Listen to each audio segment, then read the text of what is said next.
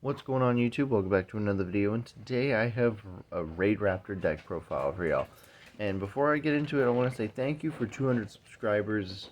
It's a nice milestone to hit, and I'm still thinking about what to do as a celebration, because I know for 50 subs or something like that, or 150 subs, I opened 4 boxes of one set, and I want to do something as cool or maybe a little cooler. So if you guys have any ideas, leave a suggestion down in the comments below. And with that, we're gonna get straight into the deck profile.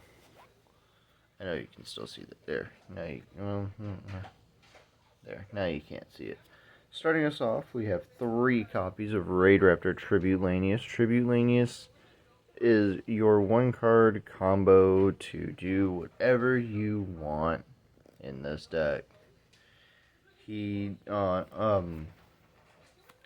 whenever, or if he was normal or special summoned during the turn, you can send a Raidraptor from your deck to the graveyard, and that's the only important effect, because I think the main phase 2 effect is like super niche and super meh. I'm not even going to bother covering it. I'm only going to cover the important effects because it's going to take a while. And if you hear any crunching in the back, it's my dog eating his food, because he can't eat like a normal dog. Next card is 3 copies of Bloom Vulture. Bloom Vulture has an effect where if you control no other monsters other than winged beast monsters, you can summon it and another level 4 or lower winged beast from your hand to your side of the field, along with itself, and then it has a graveyard effect to summon itself and another level 4 from the graveyard if you control no card or no monsters at all. Next, I'm on 3 copies of Strangleanius because this deck is nothing but extenders and one 3 of that's a 1-card starter. So yeah, but your extenders can also be in combinations, or in certain combinations, full combo regardless. And Strangleanius has 2 effects. The first effect is if you control a dark monster, you can special summon it from your hand, and then it locks you into dark monsters. And if you have an Xyz monster that has an Xyz monster as material, you can summon a Raidraptor from your graveyard. Yeah, it's really good. Then I'm on 2 copies of Noirlanius. Noirlanius, he's like mid, mid as fuck, but he helps you with getting through certain situations. He has an effect where you can target where you can target a Raidraptor monster you control and add one with a different level from your deck to your hand. Super solid, but you don't really need it because it doesn't come up very often to do that. But and that's also because there's only 1 target in the deck for that. Next, I'm on 2 copies of Mimicry Lanius. Mimicry Lanius is one of the longest running members, just like Tribute Lanius, being from their first couple of waves of support. And Mimicry Lanius has an effect where if it was sent to the graveyard this turn, you can banish it from the graveyard in order to add a Raidraptor card from your deck to your hand. That's important because you're either sending this or one of our next, a copy of one of the next card, which is 2 copies of Fuzzy Lanius, to the graveyard in order to get their effects. Another effect that Mimicry Lanius has is once per turn, you can increase the levels of all Raidraptor monsters you currently control by 1. You're never having this thing on the board, ever, in a million years. And then Fuzzy Lanius, if you control a Raidraptor monster, you can special summon it from your hand. Yeah, if it's sent to the graveyard, you add another copy of itself from the deck to the hand, but then it locks you into Raidraptors, specifically. And then I'm on 1 copy of Heal Eagle. I was playing 2 at one point, and then I was like, it's a level 3. It's kind of awkward. So I went down to 1, and because you can recycle it really, really easily, So Heal Eagle has, a similar effect to Fuzzy, where if you control Raidraptor, you can summon it. But then its unique effect is you can banish it from the graveyard to target a Raidraptor spell trap. Yeah, Raidraptor spell trap in the graveyard and add it to your hand. So it gives you recursion for, the new rank up magic spell, your continuous spell, or your normal trap. And then I'm on 2 copies of Raider's Wing because it's actually not that bad of a card. Gives the Xyz monster targeting protection as well as. Well, wait, no. Yeah, it gives it targeting protection from your opponent, as well as just being a really good way to extend and and really good setup for the following turn in order to, continue playing the game. That is it for the Raidraptor monsters I am playing. As for their spells and their trap, I am playing significantly less. I'm playing like next to death spells and traps in this deck. Starting us off, we have 2 copies of Raidraptor Roost because, well, this is probably one of the best pieces of legacy support the deck got. You can, once per turn, you can target up to 3 Raidraptor monsters that are in your graveyard or that are banished, and put them on the bottom of your deck and draw a card. And then if a Raidraptor monster is summoned from the extra deck, you can add a Raidraptor spell trap from your deck to your hand. This card, just do everything that the archetype needed. Good recursion, really good searching capabilities, super solid across the entire board.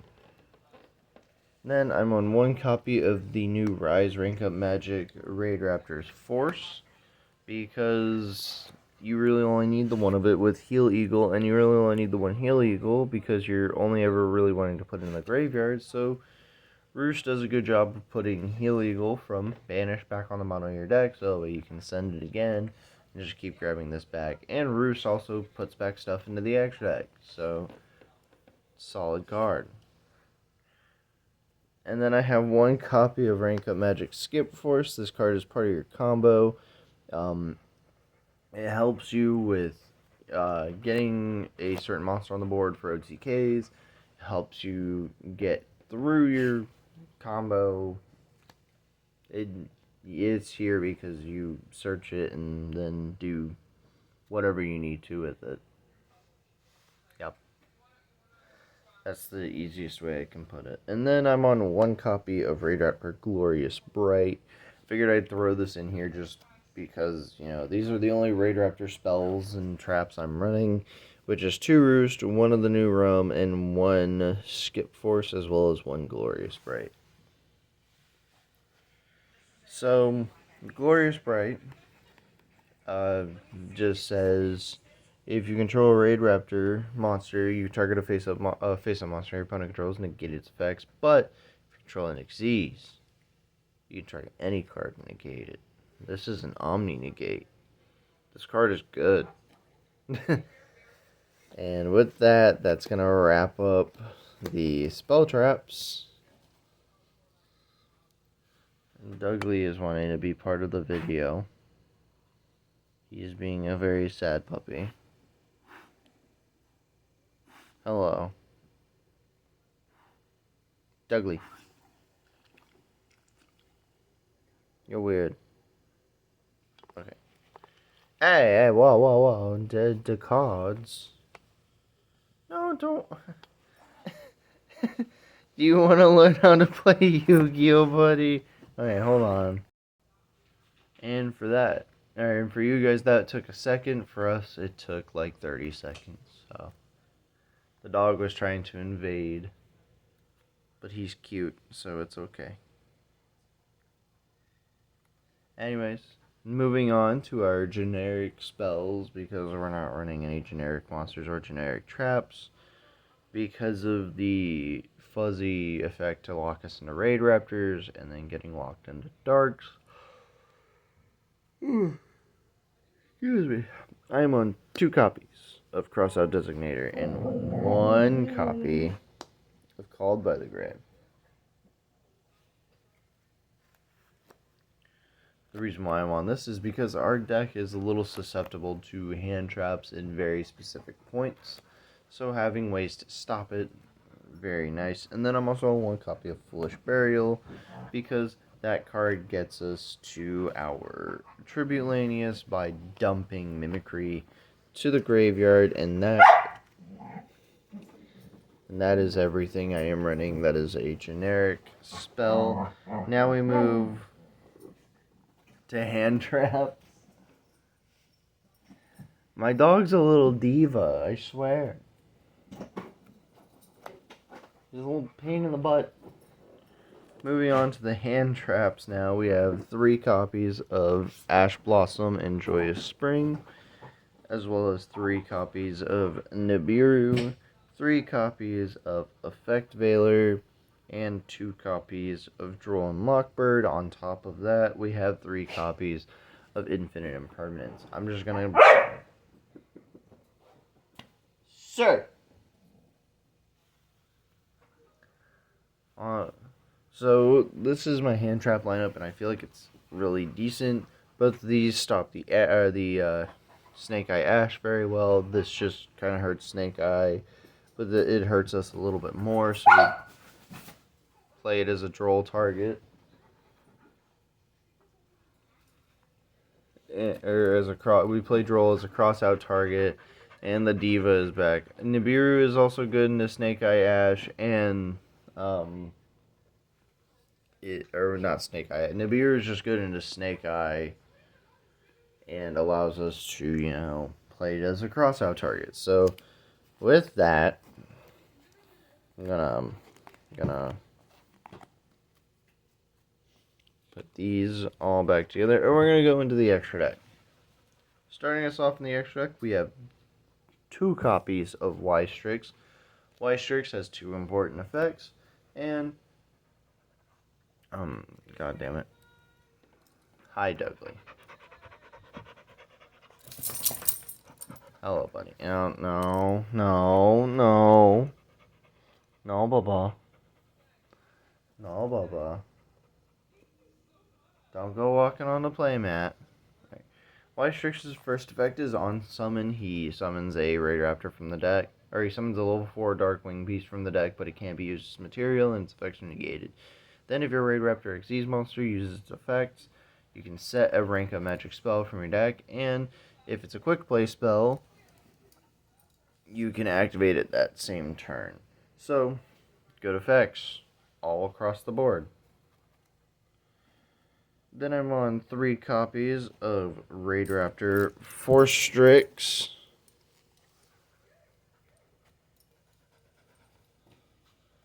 Force Strix has the effect where you can detach a material from it to add a level 4 Darkwing Beast from it, and then it gains 500 attack and defense for each winged beast material attached to it. The dog is stealing the light from the video. I will move this back really quick. We do the scooting, so he doesn't end up laying on the cards. So yeah, that's I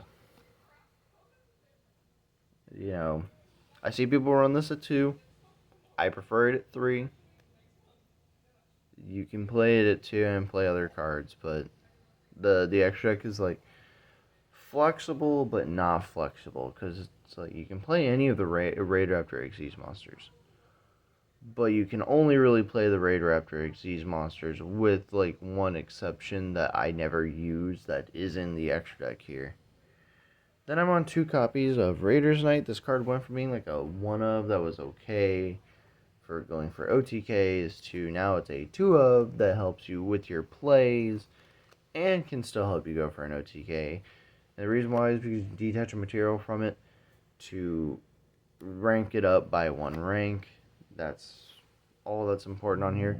That and the line of text that says it's always treated as a Raidraptor monster and a Phantom or a Raidraptor card and a Phantom Knights card. So even under the fuzzy lock where you're locked into only Raidraptors, you can still summon your Raiders Knight because it is technically a Raidraptor. Yeah, I guess you could call it Raidraptor, or the Phantom Knight's Raidraptor Raiders Knight, but that would be a mouthful. And we know Yu-Gi-Oh! Next run, Raidraptor Rising Rebellion Falcon. Speaking of mouthfuls for names, uh, Rebellion Falcon is the newest boss monster, unaffected by card effects, like all their rank 10 and above monsters. Except this one on summon nukes your opponent's board and then burns them for however much attack power they had. So if your opponent had you dead on board and you slapped a fat rock down, and then you proceeded to flip up your rank up magic spell, you kill them with the token. Or you could just do that without the Nibiru token. The Nibiru token one's just funnier. And then it can detach 3 materials to target a Raidraptor in the graveyard and copy its effects. And then, yeah, that's all you need to know about this thing. Then I'm on 1 copy of Brave Strix. I see people playing this at 2 because it searches your rank of magic spells and it also sets your Raidraptor spell traps from the deck. So, pretty solid. Doug. No, no, no. No, no, no.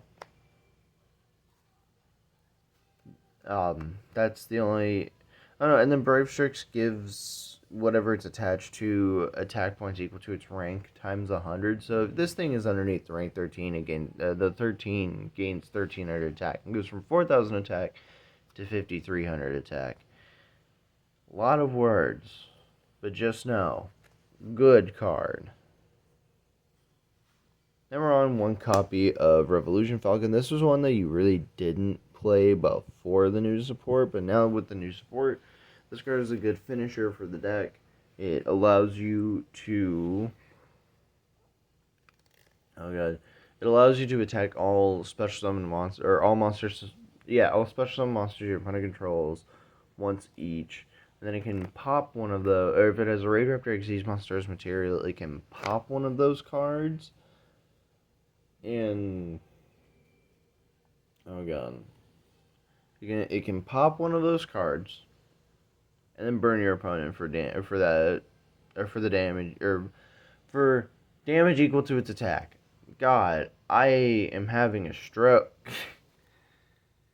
And then we get into the broken card for the extra deck, which is our 1 copy of Arsenal Falcon.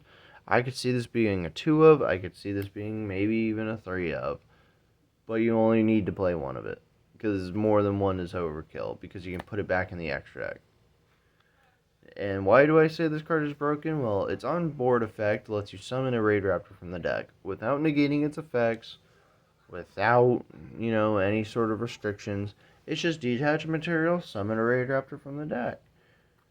And then whenever it leaves the field by any means at all, via linking it off, via, tributing it for a tribute summon, which there's no tribute summons in this deck, so if the only way you're tribute summoning this is if somebody activates Exchange and gives you a tribute monster, which is never happening in 2024, and if it happens in 2024, what the fuck has the world come to?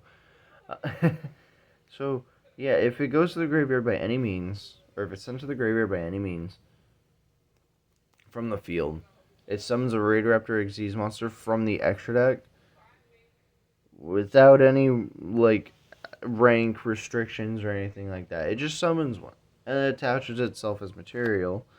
So the one you're never summoning with this card is your 1 of Satellite Cannon Falcon, which is on summon if it has material, which is very hard to do because not a lot of the rank of magic, or the rank of magics we're running.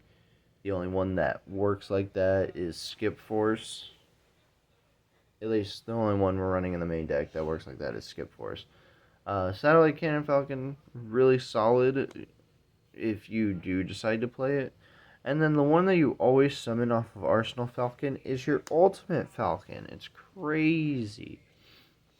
You summon another unaffected card that, since it'll have that material at the end phase, will burn your opponent for 1,000 points of damage. That's crazy. It's So, like, putting your opponent on 7,000 life points makes it easier to burn them to death than it is when they're at 8,000 life points. But gimmick puppets wouldn't know that struggle, now would they? And then the one card that's not a Raidraptor card, but you can summon it for OTKs and stuff.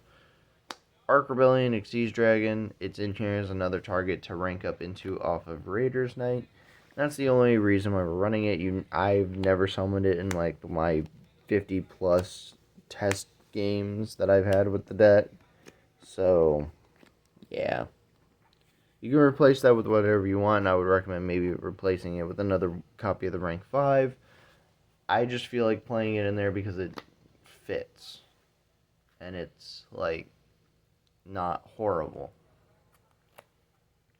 Next, I'm in the side deck. This was a change I made from before recording the video, which is putting this in the side deck. The one of Phantom Knight's Rank Up Magic Force. I was playing this in the main deck, and during testing, anytime this card would come up, I didn't have enough darks in the graveyard for it, and it would just kind of sit there and do nothing. So I moved it to the side deck. This is one of the other ways you can summon your Satellite Cannon Falcon without having to worry about if its effect is going to go off or not. But you really only need one because you can technically search it. Then I'm on 3 copies of DD Crow because that pesky Promethean Princess is sitting in the graveyard and you need to get rid of it. So I would rather put it in the side deck, though, because it's not good against everything. It's just good against the best thing. Then I have my 3rd copy of Droll and my 3rd copy of Crossout here in the side deck, as well as 3 copies of Triple Tactics Talents, 3 copies of Cosmic Cyclone, and a weird one, 3 copies of Evenly Matched. I just feel like Evenly Matched is decent into what we are currently facing down. Being able to force your opponent to get rid of all but one thing, even though that one thing could be an SP Little Knight that they choose not to get rid of, which would really hurt because SP Little Knight is an asshole. That card should not be $150 a piece. In fact, it probably should have never been printed. Regardless, evenly matched, really good into most matchups, really good into like Labyrinth specifically, because you can you don't need your battle phase to kill your opponent. You can just burn them to death, or if they don't have any good follow up into your towers, you just kill them with battle damage anyways on your turn, on your next turn. It's good into Snake Eye Fire King because forcing them to get rid of almost everything on their board, relatively decent. Not the greatest thing in the world because Promethean Princess does exist. Talents is in here because being able to rip a card out of your opponent's hand, draw 2 cards, or steal a card is very strong. Cross out again for protection. Droll, just in case it's a really good Droll matchup, but not good for one of our other hand traps that we're playing 3 of. So, like I said, DD Crow, mainly in here for the fire matchups. And the rank up magic spell in here for, well, if you need the heavy storm that cannot be responded to. Because yes, Satellite Cannon Falcon cannot... Sorry about the sudden cut. You can thank that one right there for that. Your little butthole. Your little turd face.